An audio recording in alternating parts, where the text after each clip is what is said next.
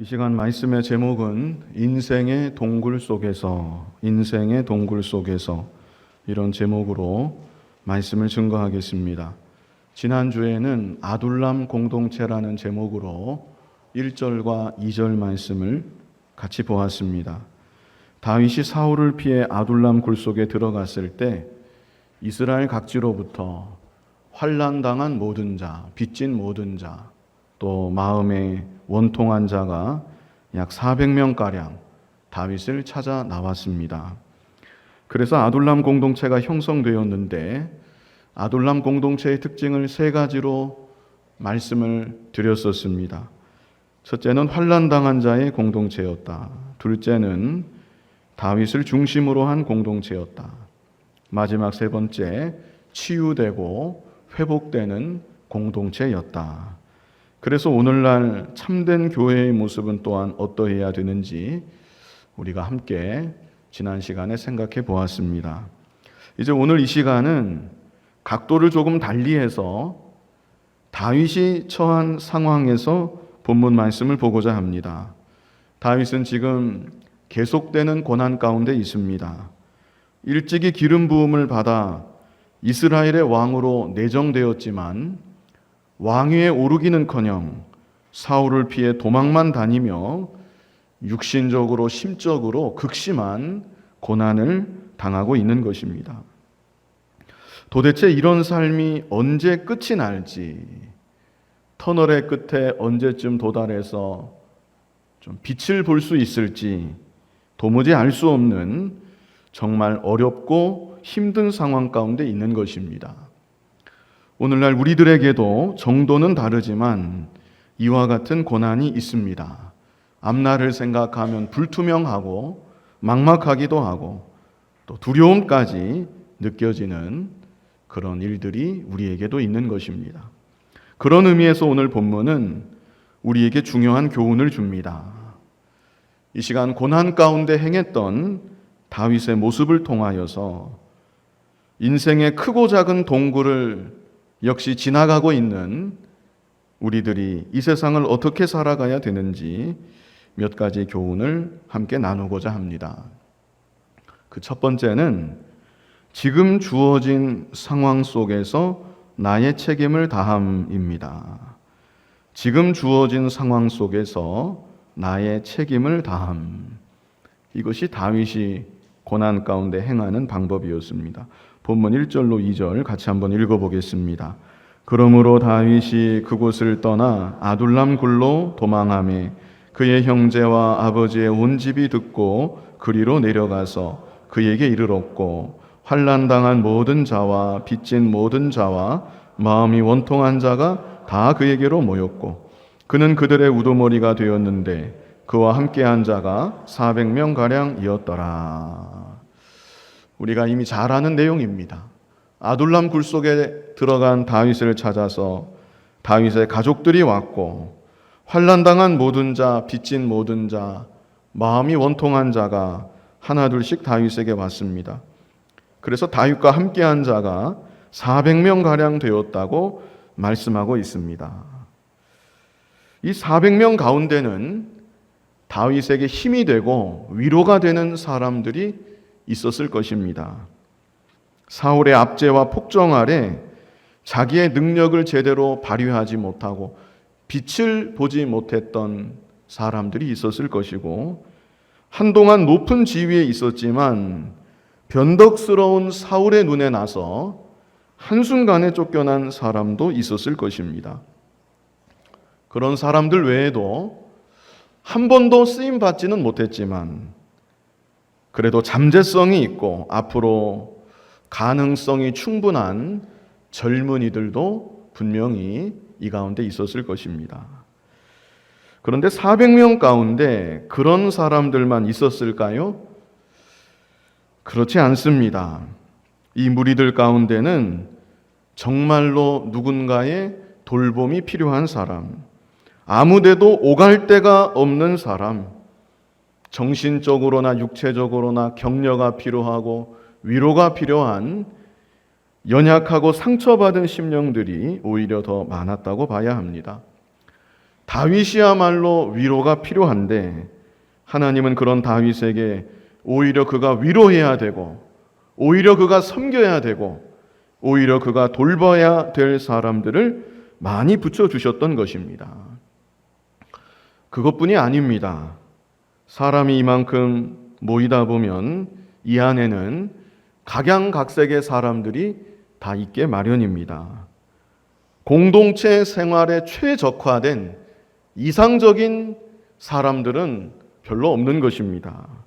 성격적으로 모간한 사람, 가시 같아서 다른 사람을 찌르는 사람, 아니면 반대로 남의 말에 별다른 말도 아닌데 유달리 상처를 잘 받는 사람, 또 오해를 잘하는 사람, 그리고 다른 사람과는 좀처럼 융화되지 못하는 자기만의 개성이 뚜렷한 사람, 이렇게 여러 부류의 사람들이 다 있었을 것입니다. 게다가 400명이라는 숫자가 물자가 한정되어 있는 가운데 제한적인 공간 가운데 부대끼며 살아가고 있습니다. 풍성한 가운데 아무 부족함이 없이 모든 것이 잘 갖추어진 좋은 환경이라 할지라도 사람들이 모이다 보면 이런저런 갈등과 충돌이 생길 수밖에 없는 것입니다. 아둘람 공동체는 어떠했겠습니까? 아둘람 공동체도 마찬가지입니다. 처음에는 그러지 않았겠지만 시간이 흘러감에 따라 사람들 간의 갈등이 생기고 감정적인 대립들도 생기고 그런 일들이 점점 더 많아졌을 것입니다.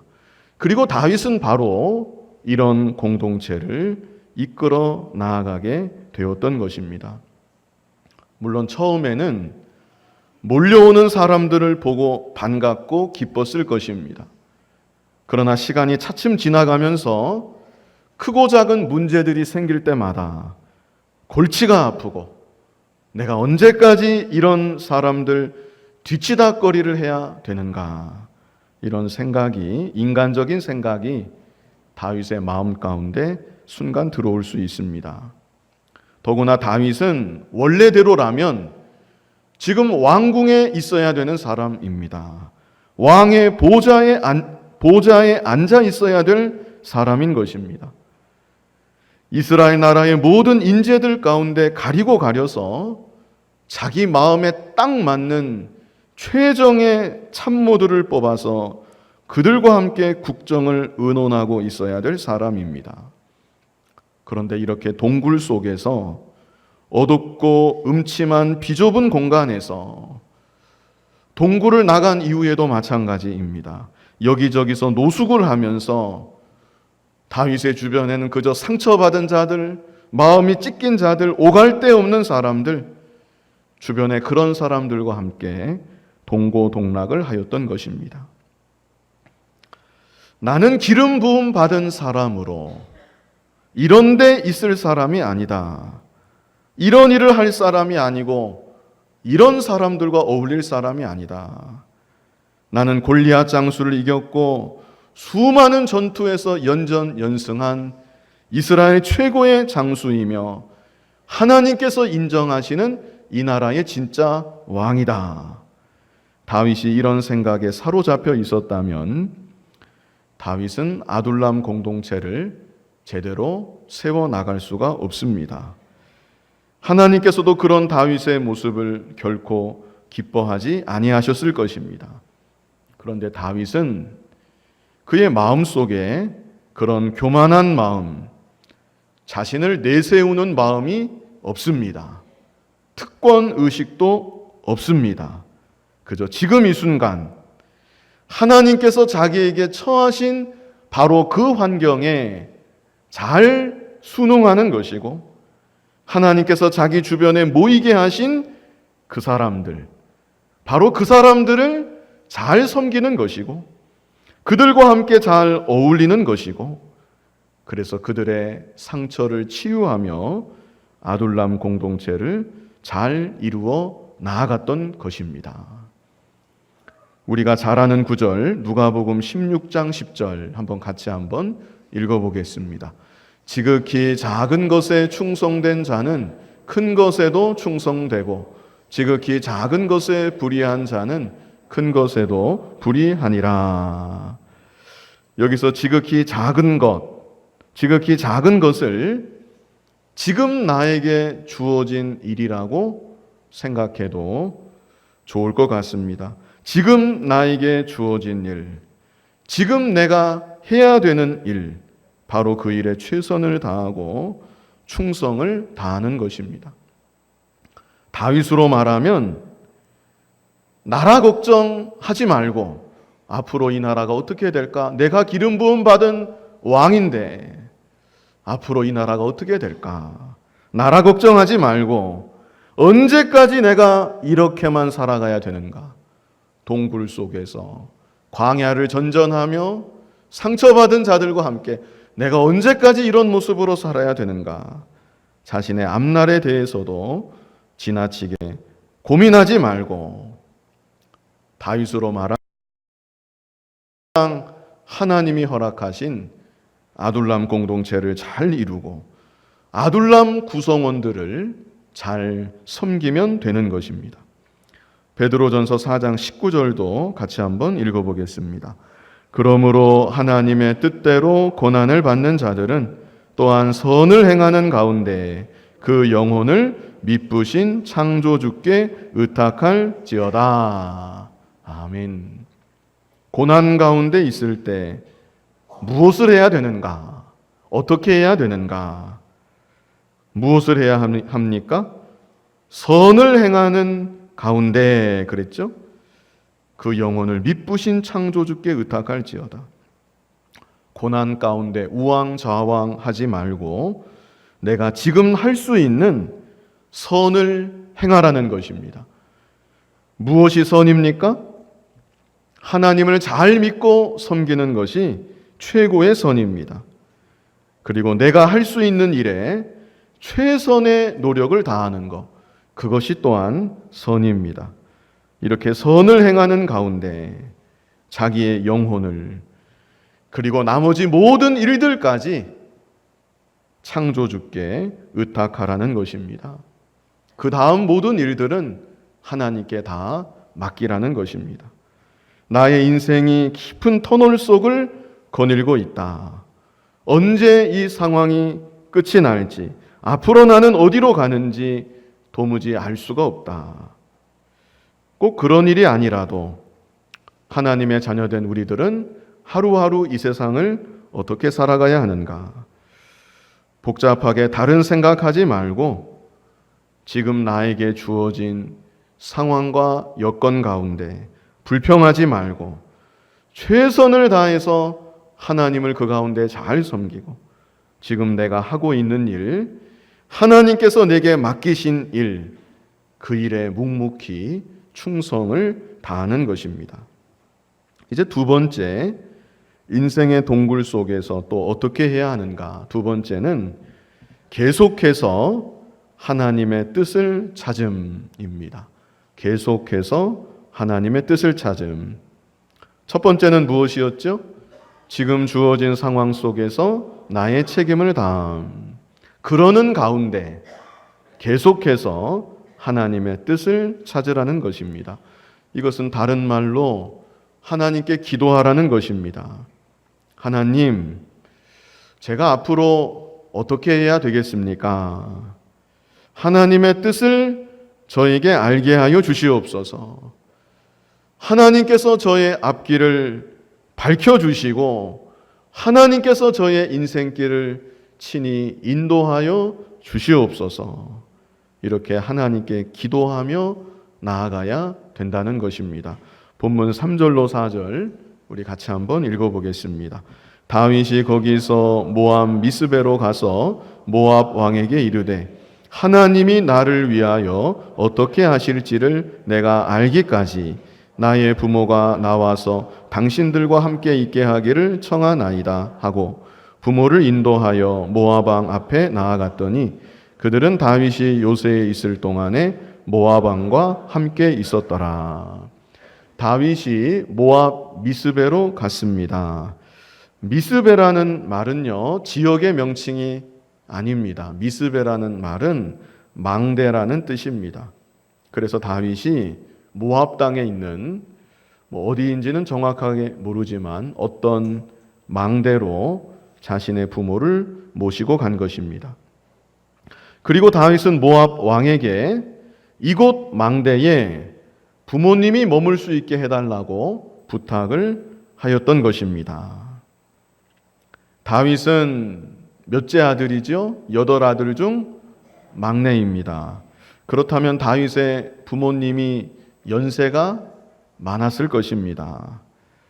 아둘람 공동체에 속해서 동굴 생활을 하고 여기저기 피해 다니며 노숙을 하기에는 체력적으로 어려움이 있었을 것입니다. 게다가 다윗의 부모는 사울의 표적입니다. 연세가 많고 거동이 불편했을 텐데 행여나 인질로 잡힌다면 다윗에게 여간 곤란한 일이 아닙니다. 그래서 다윗은 모압 왕에게 찾아가서 잠시 나의 부모님을 이곳 망대에 안전하게 머물 수 있게 해달라고 부탁을 하였던 것입니다. 우리가 잘 아는 대로 다윗은 모압의 혈통이 조금 섞여 있습니다. 다윗의 증조 할머니가 누구지요? 모압 여인 룻입니다. 모압 왕도 이 사실을 몰랐을 리 없지요. 그래서 다윗은 이런 혈연적인 이유로 모압 왕에게 도움을 요청할 수가 있었던 것입니다. 그런데 여기서 중요하게 볼 것은 도움을 요청할 때 다윗이 했던 말입니다. 자, 3절을 자세히 보면요. 다윗이 거기서 모압 미스베로 가서 모압 왕에게 이르되, 그 다음 뭐라고 말합니까?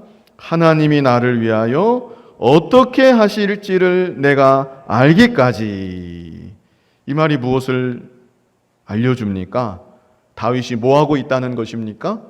기도하고 있다는 것입니다.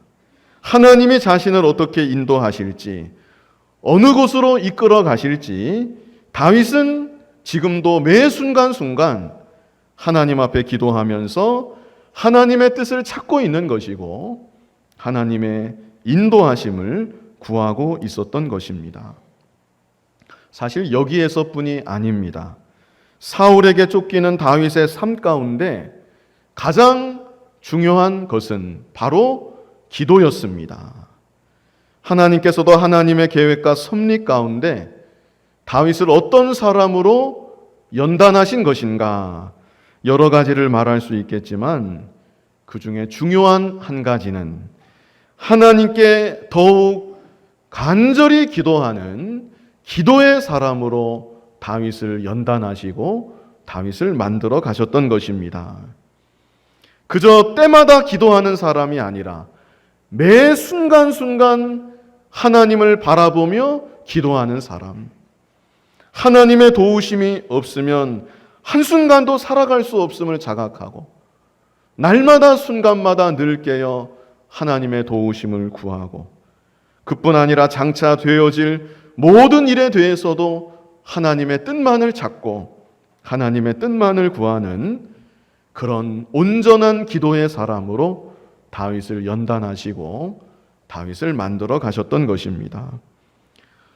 오늘날도 하나님께서는 우리들이 하나님께 기도하기를 원하십니다. 매 순간순간 하나님의 존재하심과 하나님의 살아 역사하심을 잊지 아니하고 하나님께 더욱 간구하는 기도의 사람 되기를 원하시고 그렇게 우리들의 인생길을 인도하시며 우리를 연단하시고 우리를 만들어 가시는 것입니다. 우리가 잘 아는 데살로니가전서 5장 16절로 17절에 뭐라고 했습니까? 먼저는 항상 기뻐하라. 무슨 일을 만나든지 기뻐하라는 것입니다. 기뻐하고 끝나는 것이 아니라 그 다음엔 뭡니까? 쉬지 말고 기도하라. 주어진 환경 가운데 낙심하지 말고 불평하지 말고 항상 기뻐하면서 쉬지 말고 기도해라. 이것을 우리에게 말씀하고 있는 것입니다. 골로새서 4장 2절에는 뭐라고 했습니까? 기도를 어떻게 하라고요? 계속하고 그리고 기도에 감사함으로 깨어 있으라 그랬습니다. 마귀는 자꾸 우리의 시선을 다른 곳으로 돌리게 만듭니다. 사람을 바라보게 만들고 환경을 바라보게 만들고 이것저것 고민만 하게 만들고 그러다가 정작 가장 중요한 기도하는 일에는 소홀하게 만드는 것입니다. 그러나 우리에게 가장 중요한 거, 우리에게 가장 시급한 거, 그것이 무엇입니까? 그것은 기도하는 것입니다.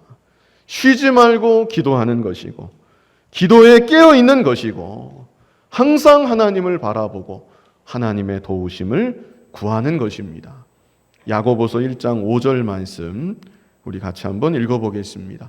너희 중에 누구든지 지혜가 부족하거든 모든 사람에게 후히 주시고 꾸짖지 아니하시는 하나님께 구하라. 그리하면 주시리라. 아멘.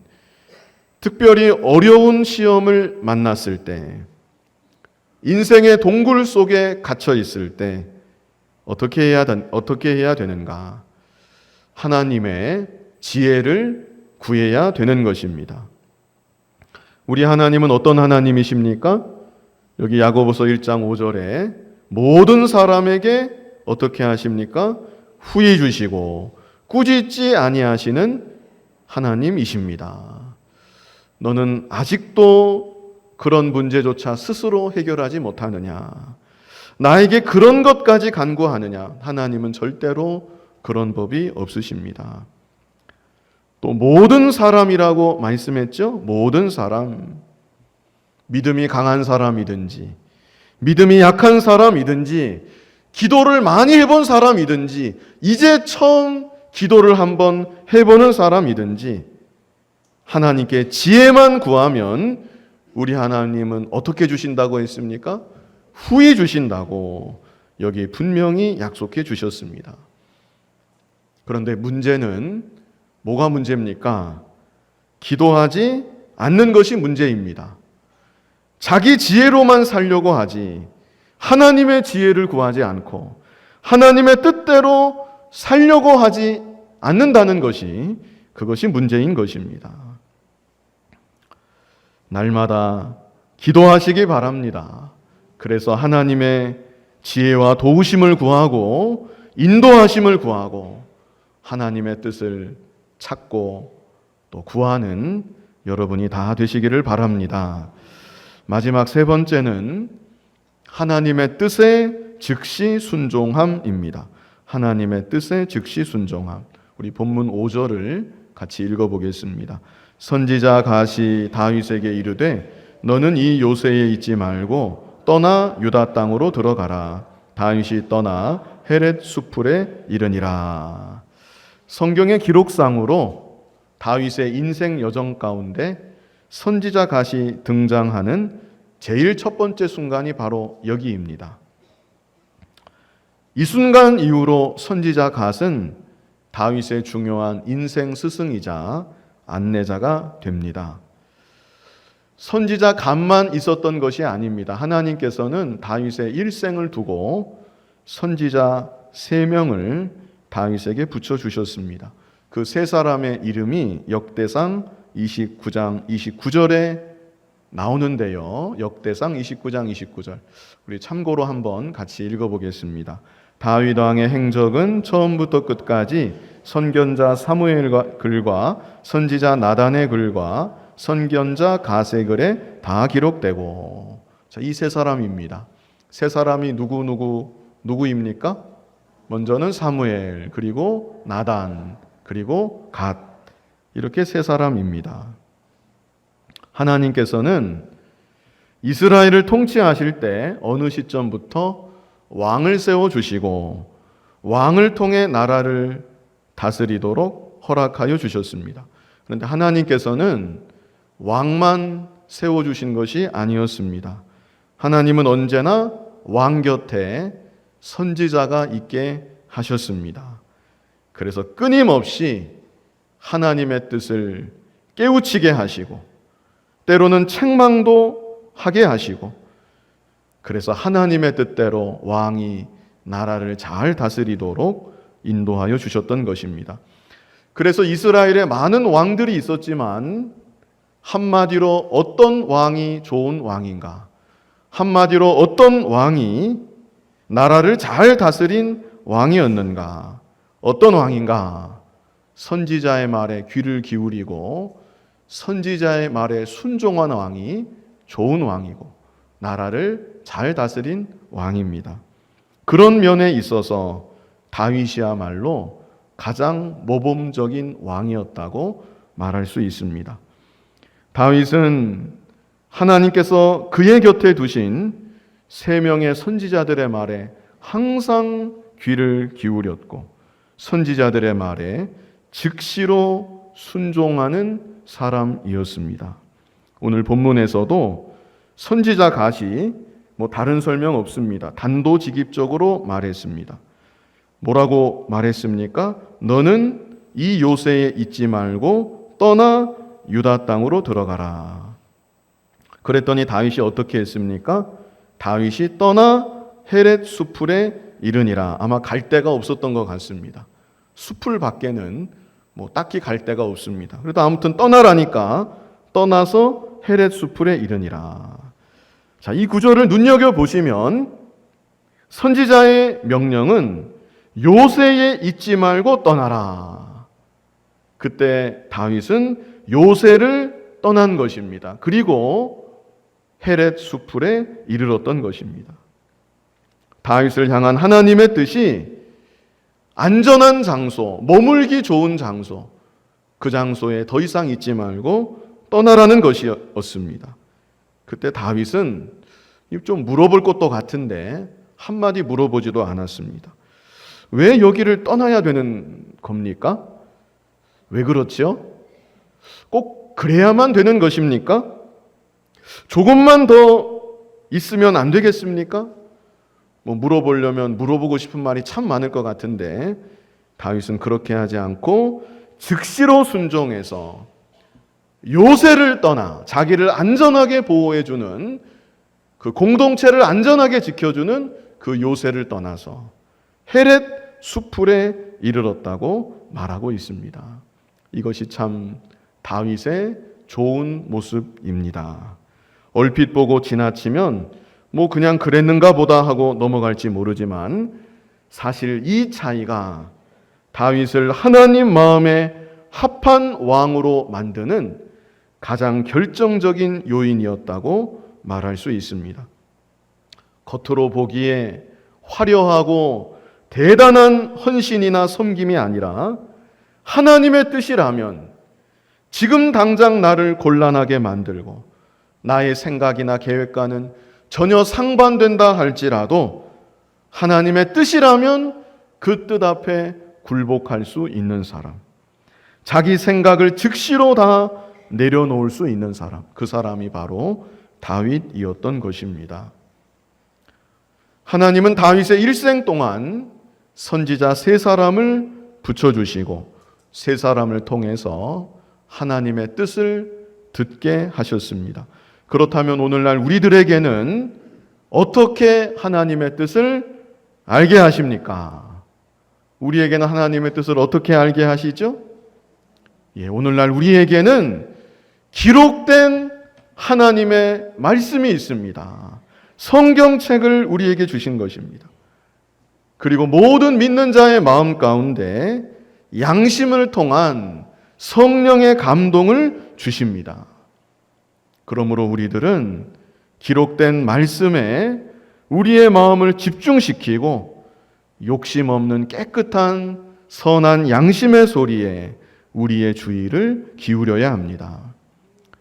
물론 부수적으로는 나에게 하나님의 말씀을 대언해주고 나를 직접 지도하는 하나님의 종의 말에도 귀 기울일 필요가 있습니다. 내 자신이 확신이 서지 않을 때에는 기도를 부탁하고 조언을 구하는 것도 필요합니다.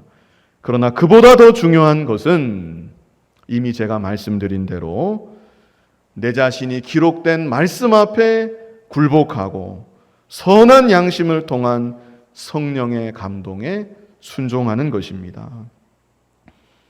내가 정말 예수님을 믿음으로 구원받은 하나님의 자녀라면 하나님은 나에게 감동을 주시고 내가 정말 욕심을 버리고 하나님의 뜻대로만 살기 원한다면 하나님의 선하시고 기뻐하시고 온전하신 뜻이 무엇인지 반드시 깨닫게 하여 주시는 것입니다.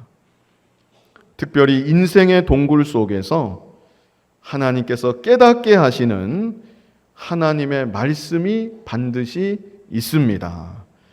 하나님 앞에 기도하는 가운데 성령의 감동으로 양심을 통해 깨닫게 하시는 하나님의 뜻이 때로는 책망하시며 말씀하시는 하나님의 뜻이 반드시 있습니다. 그 뜻 앞에 순종하고 기록된 말씀 앞에 굴복할 때 하나님의 인도하심을 잘 받을 수가 있는 것입니다. 이 시간 인생의 동굴 속에서 이런 제목으로 말씀을 증거했습니다. 특별히 다윗의 모습을 통해 몇 가지 교훈을 생각했는데요. 첫 번째는 무엇이었습니까? 지금 주어진 상황 속에서 나의 책임을 다함. 지금 내가 어떤 형편 가운데 있든지 상황을 원망하지 말고 불평하지 말고 그 상황 가운데 내가 해야 되는 그 일을 충성되게 감당하는 것입니다.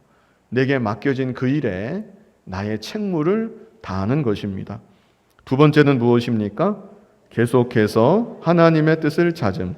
그런 가운데 하나님께 기도하고 하나님의 뜻을 찾고 하나님의 인도하심을 구하는 것입니다. 마지막 세 번째는 무엇입니까? 하나님의 뜻에 즉시 순종함. 하나님의 뜻이라면 그 뜻 앞에 굴복하고 내 생각을 다 내려놓고 즉시로 순종하며 나아가야 됩니다.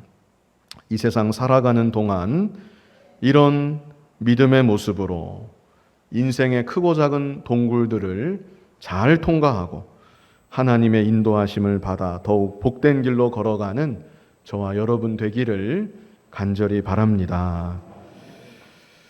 거룩하신 아버지 하나님, 이 세상 살아가는 동안 무슨 일을 만나든지 어떤 형편에 처하든지 그 상황 가운데 감사하게 하시고 내가 해야 되는 그 일을 충성되게 감당하며 하나님께 늘 기도하며 하나님의 인도하심을 구하며 한 걸음 한 걸음 나아가는 우리들이 되게 하여 주시옵소서. 언제나 하나님의 말씀이라면 하나님의 뜻이라면 내 생각, 내 계획 다 내려놓고 하나님 뜻 앞에 굴복하게 하시고 하나님 말씀 즉시 순종하게 하시고 그래서 항상 형통한 길로 가장 복된 길로 걸어가는 우리들이 다 되게 하여 주시옵소서. 예수님 이름으로 기도하옵나이다. 아멘.